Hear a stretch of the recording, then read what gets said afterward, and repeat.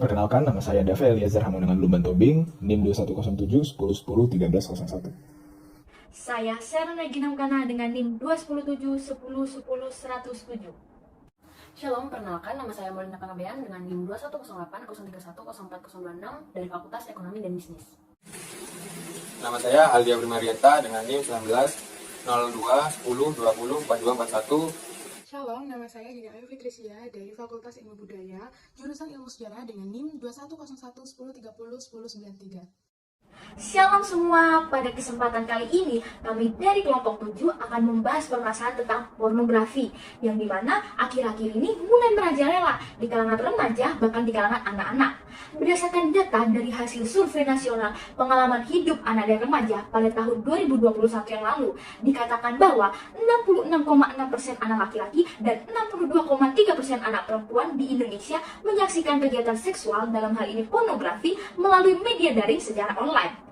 Menurut HP Jasim sendiri, pornografi adalah setiap tulisan atau gambar yang sengaja digambar atau ditulis dengan maksud merangsang seksual. Dari permasalahan tersebut, maka kelompok kami ingin membahas permasalahan pornografi yang akan dikaitkan dengan ajaran firman Tuhan. Alkitab atau firman Tuhan itu sendiri memang tidak terdapat larangan secara eksplisit terhadap pornografi. Namun, banyak kalangan Kristen mendasarkan pandangan mereka tentang pornografi berdasarkan Matius pasal 5 ayat 27-28 yang dimana dikatakan bahwa kamu telah mendengar firman, jangan bersinah. Aku berkata kepadamu, setiap orang yang memandang perempuan serta menginginkannya sudah bersinah dengan dia di dalam hatinya. Jadi, dapat disimpulkan bahwa pornografi adalah segala sesuatu dalam bentuk gambar, tulisan, kata-kata, gerak tubuh yang mengarah pada kecabulan yang dibuat untuk merangsang seksualitas. Dalam Alkitab atau firman Tuhan pun telah dikatakan bahwa pornografi merupakan hal yang tidak boleh dilakukan yang nantinya akan mengakibatkan kita jatuh dalam dosa karena melanggar apa yang telah dikatakan dalam firman Tuhan itu sendiri. Masalah utama pornografi. Seiring berjalannya waktu, perkembangan media sosial sangat cepat dan tidak dapat dihindari. Yang dimana kemajuan teknologi ini terus berkembang. Melalui media sosial, apapun bisa diakses dengan mudah, tidak lain seperti konten pornografi. Media sosial dapat diakses dengan mudah oleh semua kalangan, mulai dari anak-anak, remaja, sampai dengan orang dewasa. Pornografi adalah ancaman serius. Saat ini internet menyediakan berbagai macam konten yang mengandung unsur pornografi.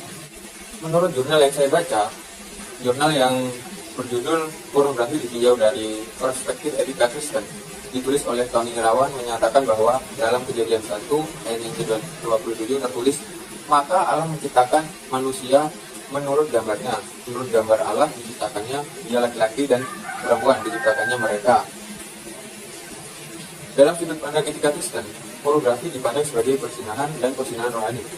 Perbuatan ini melanggar hukum Allah. Pornografi telah menurunkan derajat manusia menjadi makhluk yang rendah martabatnya, tidak sesuai dengan gambar Allah sendiri. Pornografi juga mengancam kelangsungan hidup seperti sistem perkawinan, merusak moral sosial. Oleh karena itu, tanggung jawab setiap orang Kristen untuk berperan aktif dalam mengendalikan gerbang pemikiran dan tubuh jiwa mereka supaya dibebaskan dari racun pornografi. Komunitas Kristen juga harus mengambil bagian dari masyarakat dalam mengendalikan atau menangani kasus pornografi ini.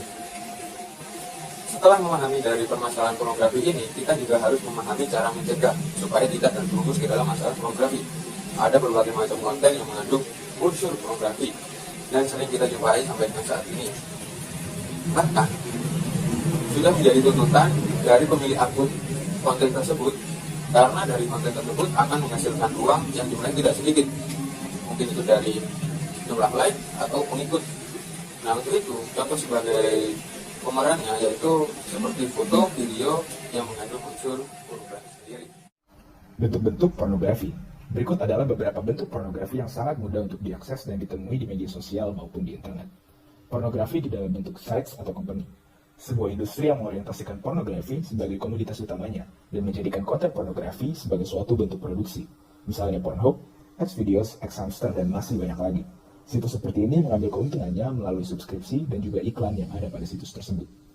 Personal or artis. Beberapa orang menganggap pornografi sebagai suatu karya dan menyebut diri mereka artis. Dengan semakin dinormalisasinya pornografi di masyarakat, muncul juga beberapa orang yang mencoba mencari keuntungan melalui hal ini. Melalui konten tersebut, Artis dapat menghasilkan jutaan hingga ratusan juta rupiah. Meskipun banyak beredar di Indonesia, namun produksi konten pornografi itu ilegal ya teman-teman. Base atau grup. Seperti yang telah dijelaskan oleh teman saya tadi, media sosial juga berandil besar terhadap perkembangan konten pornografi. Di berbagai media sosial seperti Twitter, Telegram, konten pornografi adalah komoditas yang disebarkan secara bebas, ditukar, dibagi, atau diperjualbelikan. Bahkan, seringkali beberapa video tersebut merupakan video pribadi orang lain yang disebarkan tanpa sepengetahuan orang yang ada dalam video tersebut. Selain suatu bentuk dosa, hal ini juga merupakan tindak kriminal dan dapat diadili di meja hijau. Dengan banyaknya bentuk-bentuk pornografi yang sangat mudah untuk diakses, sangat disayangkan. Masih banyak orang Kristen yang bahkan turut andil di dalam penyebaran konten pornografi, atau bahkan secara sadar dalam menggunakan konten pornografi untuk keuntungannya sendiri. Seperti dalam kasus Alec Marsden, seorang pria Australia yang menggunakan konten porno untuk memenuhi kebutuhan hidup keluarganya, atau seperti kasus pria OnlyFans yang meraup cuan 20 juta per bulan untuk memenuhi biaya hidupnya. Meskipun tujuan yang mereka miliki ini baik, namun cara yang mereka gunakan sangatlah salah karena cara tersebut sangat bertentangan dengan firman Tuhan. Karena dalam 1 Korintus 6 ayat 9 atau Galatia 5 ayat 19-21 dengan singkat disimpulkan bahwa akibat dari pornografi adalah neraka. Akibat sebelumnya atau akibat langsung adalah perzinahan atau percabulan yang mengakibatkan ditolak dari surga. Dan dalam Amsal 10 ayat 2 dan 16, harta benda yang diperoleh dengan kefasikan tidak berguna, tetapi kebenaran menyelamatkan orang dari maut. Upah pekerjaan orang benar membawa kepada kehidupan, penghasilan orang fasik membawa kepada dosa. Jangan menghalalkan segala cara untuk mendapatkan uang atau untuk menjadi kaya. Untuk mencapai tujuan kita, haruslah kita berusaha sesuai dengan firman Tuhan, atau ora et labora, berdoa dan bekerja. Karena jika kita mengejar tujuan kita dengan cara yang salah, maka itu akan menjadi batu sandungan bagi diri kita sendiri. Tidak mudah sebenarnya bagi pecandu pornografi untuk lepas dari belenggu tersebut. Jika tidak ada kesadaran dalam dirinya, maka orang tersebut akan melakukan dosa itu terus-menerus. Berikut ada beberapa solusi sebagai orang Kristen untuk lepas dari dosa pornografi. Yang pertama, bersikap jujur, mau mengakui dosa dan datang kepada Tuhan, yaitu firman Tuhan berkata pada Yakobus 5 ayat 16, karena itu hendaklah kamu saling mengaku dosamu dan saling mendoakan supaya kamu sembuh. Doa orang benar bila dengan yakin didoakan sangat besar kuasanya. Dan di 1 Yohanes 1 ayat 9, jika kita mengaku dosa kita, maka ia adalah setia dan adil, sehingga ia akan mengampuni segala dosa kita dan mencucikan kita dari segala kejahatan.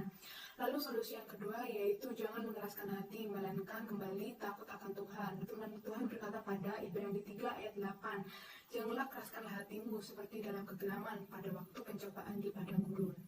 Lalu solusi yang ketiga yaitu berseru dan memohon kepada Tuhan agar mau dilepaskan dari dosa, yaitu firman Tuhan berkata pada Roma 10 ayat 13, sebab barang siapa berseru kepada nama Tuhan akan diselamatkan.